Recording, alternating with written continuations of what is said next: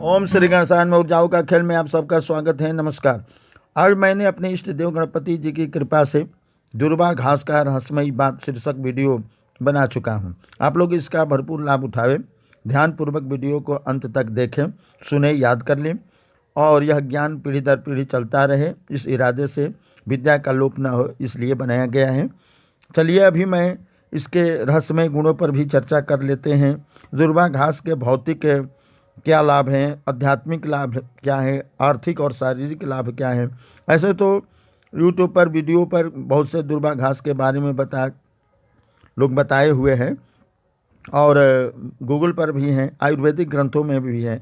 लेकिन कुछ ऐसे ग्रंथ हैं जो गुरु परंपरा में आ रहा है और उस ग्रंथ अभी उपलब्ध नहीं है, लुप्त हैं। बहुत से थपेड़ों से वह पता नहीं, ऐसे ऐसे कुछ ग्रंथ हैं, उस पर चर्चा करने की कोई विशेष आवश्यकता नहीं है। और गुरु परंपरा में इसके रहस्य को मैंने जाना।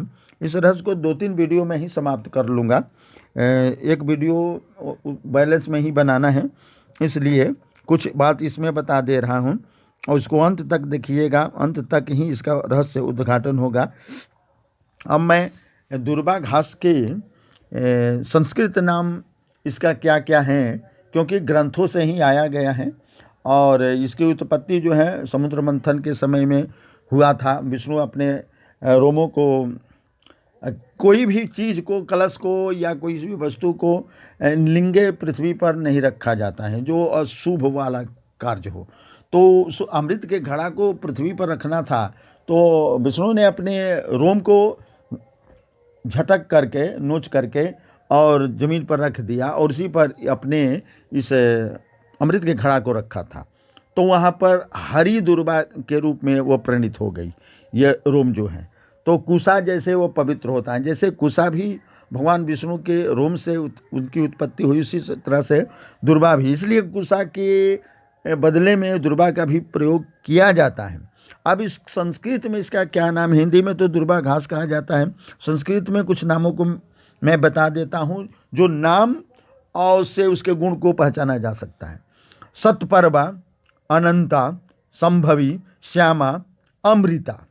अमृत उस पर रखा गया था तो अमृता नाम पड़ गया, अमृत को अवशोषित किया था, उस पर भी पड़ा था। भूताग्नि, भूताग्नि माने भूतों को, माने नकारात्मक ऊर्जाओं को, नुकसानदायक बैक्टीरिया, वायरस, अन्य कीट पतंगों को तथा ग्रह के नकारात्मक ऊर्जाओं को, और राहु केतु तथा भूत प्रेत, हाकनी डाकनी साकनी पिशाचनी, जो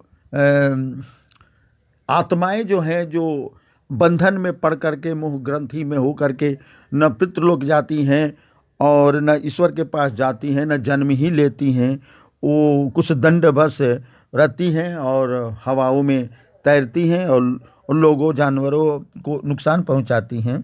कुछ ऐसे भटकती हुई आत्माएं पवित्र होती हैं, लेकिन कुछ ऐसी हैं जो मानव को नुकसान पहुंचाती हैं। उसके लिए ये दुर्बा अमृत तुल्य है। बहुबिरजा शिवा गौरी, शिवा गौरी भी इसका नाम है, क्योंकि गणपति जी को, गणेश जी को ये अति प्रिय हैं। तो गणपति जी को सबसे प्रिय उनकी माता होती हैं, क्योंकि वो माता के पास ही रहते हैं, माता बिना वो रह नहीं सकते हैं। इसलिए ये दुर्बा जो है माता तुल्य है।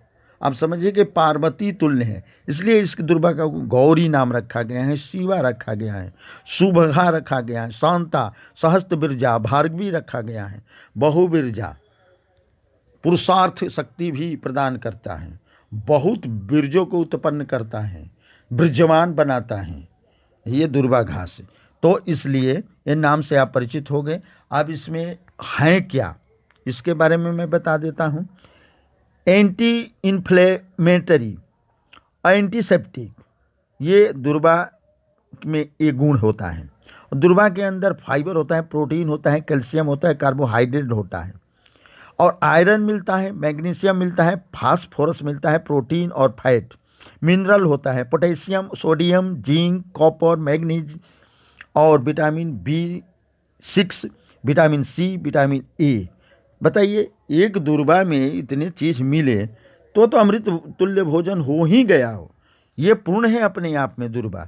तो अमृत, जब इसमें अमृत मिलता है तो कुछ पूर्णता तो जरूर हो गई।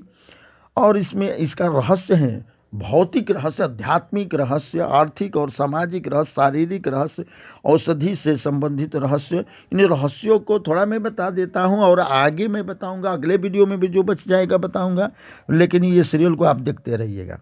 और दुर्वा जो है, इसके ऊपरी और उसके भीतर के जो भीति परत होता है उसमें सिलिका और सेल्यूलोज पाया जाता है। जो जानवर तो इसे पचा लेते हैं लेकिन मनुष्य इसे नहीं पचा पाता है। लेकिन मनुष्यों के लिए भी ये तत्व लाभदायक ही होता है, क्योंकि फाइबर का काम करता है। ये पेट में जाता है तो प्राकृतिक रूप से आंतों को, छोटी आंत बड़ी आंत सबकी सफाई करके मल को और विकारी तत्वों को और जो नुकसानदायक चीज़ है सबको निकाल देता है। तो इसलिए ये भी लाभदायक है। इसमें जो जो मनुष्य के लिए संभव लाभदायक नहीं है वो भी लाभदायक होता है। ऐसे इस दुर्वा का महत्व है। गैस, एसिडिटी ये सब मिटाता है दुर्वा घास। दुर्वा घास का उपयोग आप 21 दुर्वा और मिश्री के साथ लोग खाली पेट चबा करके भी आप कर सकते हैं, अथवा आप 400 ग्राम जल में एक मुट्ठी दुर्वा डाल करके 200 ग्राम बच जाएगा, या 2 गिलास में डाल करके और उसको काढ़ा बना करके सुबह शाम अगर पीते हैं, या उसके जूस को निकाल करके 30 से 20 मिलीलीटर उसको पीते हैं मिश्री के साथ में सुबह शाम दोपहर को, तो क्या क्या ठीक होता है। इसका विधि एक ही है, लेकिन ठीक क्या होता है, कितने दिन पिया जाता है। तो जिस तरह का रोग होता है, मलेरिया है, जैसे आपको 3 दिन, 7 दिन, 11 दिन, ज़्यादा मात्रा में पीना हो तो 11 दिन, और कम खाना है 21 खाना है तो आप 1 महीना तक भी खा सकते हैं। और ये पाचन क्रिया में बहुत अच्छा है। गणपति को जब ये जो कश्यप ऋषि जो थे, गणपति जी को पेट में जब जलन हुआ था और बहुत ताप हुआ था, गर्मी हुआ था, तो कश्यप ऋषि ने इस दुर्वा को ही दिया था भोजन करने के लिए। तब उस टाइम से भी दुर्वा का अति प्रिय है, ठीक ना। दुर्वा आकर्षित भी करती हैं, किसी को आकर्षित करती हैं, यह आकर्षण शक्ति इसमें भी है। वशीकरण शक्ति का उपयोग भी इसके दुर्वा के द्वारा किया जाता है। परिवार को संगठित रखने के लिए भी इसका उपयोग किया जाता है। रक्त शर्करा को नियंत्रित करने के लिए इसको खाते हैं, इसका काढ़ा बनाकर पीते हैं, इसका जूस लेते हैं। और नीम के पत्ते के साथ अगर इसको ले लिया जाए तो शुगर को भी लाभ पहुंचाते हैं। सुबह शाम खाली पेट इसको अगर लिया जाए तो शुगर को नियंत्रित कर लेता है। अब प्रतिरोधी क्षमता इसमें बहुत मात्रा में है। मलेरिया रोग जो है उस दुर्वा से ठीक हो जाता है। कहीं ब्लड हो रहा है या औरतों को अधिक ब्लीडिंग हो रहा है, अथवा रक्त प्रदर हुआ है, अथवा मासिक धर्म दर के साथ आता है, अथवा मासिक धर्म में अधिक ब्लड आता हो या कम ब्लड आता है, तो उसको संतुलित करने के लिए दुर्वा घास का इसी तरह से काढ़ा बनाकर, जो पहले मैं बता चुका हूँ, लेते हैं, या वैद्य से सलाह करके भी इसका उपयोग कर सकते हैं। पथरी अगर किसी को हो गया है तो इसी तरह से काढ़ा अगर पीते हैं, कम से कम अगर कम दिन से पथरी है, छोटा है तो उसको 21 दिन लेते हैं, अगर ज़्यादा है तो 1 माह तक लेते हैं, और उससे भी कम है तो 11 दिन लेते हैं।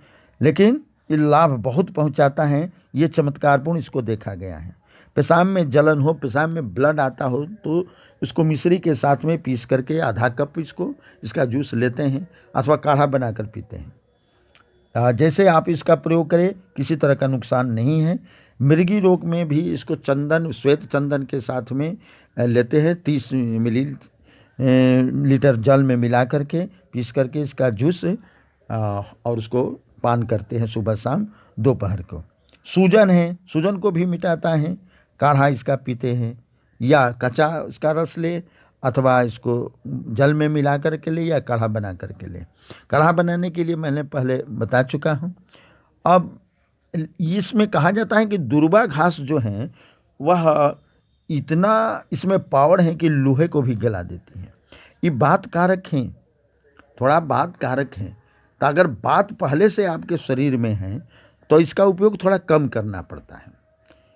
21 से लेकर के 31 दुर्वा को ही चबा करके खाते हैं और मिश्री के साथ लेते हैं, और सुबह सुबह खाली पेट। और जिसको बात ज़्यादा है वह 3 टाइम नहीं लेगा। अब उसके बाद से अगर बात एक बात को छोड़ करके जितने भी और रोग हैं, कफ हैं, पित्त हैं, इस सब को नियंत्रण करता है, उस पर किसी तरह का बुरा प्रभाव नहीं पड़ता है। बात में भी बुरा प्रभाव नहीं पड़ेगा, आपको वो महसूस हो जाएगा। अगर बार बार वो गैस तो होगा ही नहीं, बार बार हवा नीचे से निकलती है, अधोगामी होती हैं, तो आप समझ जाइए कि बात थोड़ा हुआ है, लेकिन ये बात को भी ये ख़त्म करने वाला है। अब उसके बाद कुष्ठ रोग, बुखार हो, व्रण हो, घाव हो, हैं, अगर सिर दर्द होता है तो इसको पीस करके दुर्वा को चूना मिला करके लेप किया जाता है। 1 घंटे आधे घंटे अपने ललाट पर चारों तरफ छाप लिया जाता है। 2-3 दिन करने से पूरा ठीक हो जाता है। नक्सीर अगर है, गर्मी से नाक से खून आ रहा है, तो इसका 2-2 बूंद रस जो है टपकाते हैं, इसको 5-7 दिन करते हैं, एक ही दिन में लाभ पहुंच जाता है।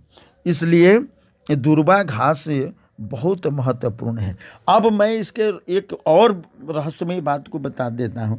किसी भी मनोकामना को सिद्ध करना हो तो आप 45 दिन 8 दुर्वा घास और पीला सिंदूर लेकर के मंदिर या अपने घर के गणपति पर या फोटो पर आप बुधवार से शुरू करके लगातार 45 दिन चढ़ाइए, अथवा 45 और 90, जैसे ही आपकी मनोकामना है, बुधवार को आप नियम बना लीजिए चढ़ाने का। तो आप जिस तरह की मनोकामना आप सोचिएगा, संतान की जरूरत हो, गुणवान पुत्र की, दीर्घायु पुत्र की जरूरत हो, वो पुत्र जरूर 5-6 महीने में दे देंगे। आप केवल 3 माह करके देखिए, वो जरूर देंगे। अब दूसरा बात, कोई रोग है तो पहले इसका यूज करके, अंदर से इसको यूज करके रोग भी मिटा देते हैं, फ्रेश कर देते हैं, और उसके बाद गर्भ स्थापना भी होता है। ये रहस्य कोई कोई बताने वाला नहीं है, और न ही आयुर्वेद में आपको मिलेगा। अब दूसरा बात कि आप मनोकामना अगर कोई रखते हैं लक्ष्मी की, और तनख्वाह में वृद्धि के लिए, प्रमोशन के लिए, अथवा लक्ष्मी थोड़ा बरकत में आ जाए, तब भी इसको करते हैं और चढ़ाते हैं, और वह फल हो जाता है। किसी भी तरह के, कोई को किसी को आकर्षित करना हो तब भी हो जाएगा। लेकिन उसमें एक और रहस्य है, ये चढ़ाए जाता है और इसका प्रयोग किया जाता है, तो आप को बायां स्वर जो होता है, लेफ्ट साइड का जो नाक का नॉस्ट्रिल होता है, उससे श्वासा आता जाता हो तभी चढ़ाया जाता है, और वो भी दाहिने श्वासा को बंद करके, ये राइट नॉस्ट्रिल्स को, छिद्र को बंद करके और बाएं से खींच करके, और तब दाहिने हाथ से या बाएं हाथ, दोनों के सम्मिलित होकर के और गणपतिपुर चढ़ाते हैं। ठीक ना। अब कहने का मतलब ये है कि अगर आपका बायां न चलता हो, अगर बायां न चलता हो, तो आप कॉटन डाल दीजिए दाहिने नाक के छिद्र में, और आपको तुरंत 10-20 सेकंड में चलने लगेगा, और आप तब श्वासा को खींच करके चढ़ाइएगा। ऐसे करना है, श्वासा पर ध्यान देना है, तभी लाभ पहुंचेगा। धन्यवाद।